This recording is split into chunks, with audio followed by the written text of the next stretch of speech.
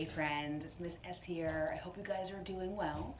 Today's lesson is going to be really fun. We're going to be making a springtime flower project. It's going to look something like this. This is my example. Yours might look something like this on a different size paper.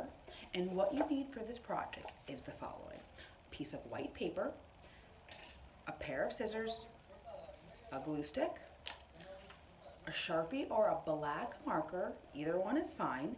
You will also need some circle tracers, so go find some of those. I'm going to be using the bottom of my glue stick. You will need two different sizes, so you'll need one either like this size, one bigger, or one smaller.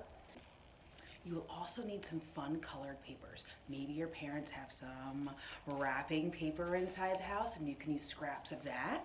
Or you have some construction paper that's colored. Or maybe you can make your own colored paper using markers. And I'm gonna have a video for this on the page for you guys to follow. Those are all the materials you will need for this project. So go gather them, find a place to do your art, and follow along. So I have all my materials ready to go. I'm going to start tracing circles on the back of this wrapping paper that I found in my house. Now I have two different types of circle tracers, one that's big and one that's small, because we're going to be overlapping our circles once they're cut. You're going to want to trace about 6 to 8 circles on all the different types of papers that you have. The more variety you have, the better. Once you have all your circles traced in one size, don't forget to trace 6 to 8 in the other size circle tracer that you have as well. I like to trace on the back sides of paper so that when I cut it out, the black lines are not shown. Once they're all traced, I'm going to start cutting all of my circles out carefully on those lines. Take your time. Remember, there is no rush for this, so just enjoy yourself.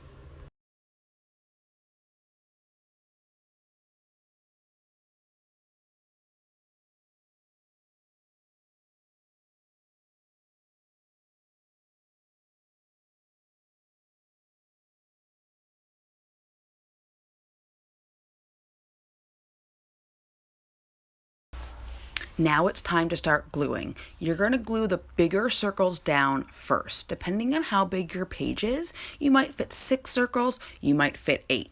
So just take your time on that, figure out where you want to put them, and glue them all down.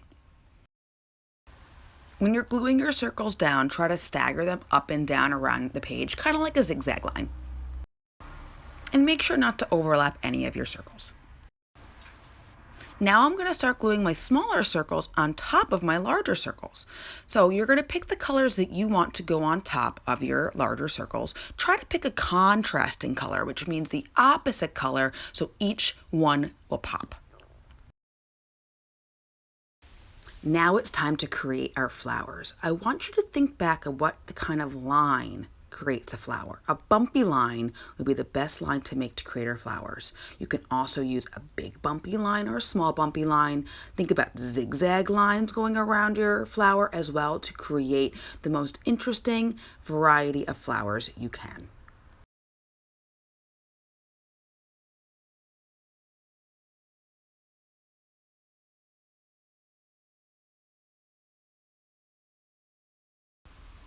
Now don't forget the stems of your flowers. These are going to go about midway down because we're going to add grass in the bottom of our page. Some of your stems might overlap and go through the other flowers. So just make an imaginary line going through those flowers if that's what's happening.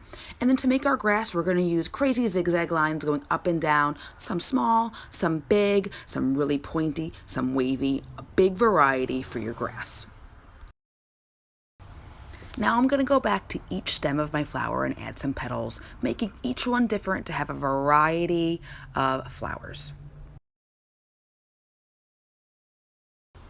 Now this next part is completely optional. I'm just adding some little birds in the background, some butterflies, maybe a little caterpillar crawling around, a sun in my sky, and maybe some more different variations in the center of my flowers to make my flowers just a little bit more interesting to look at.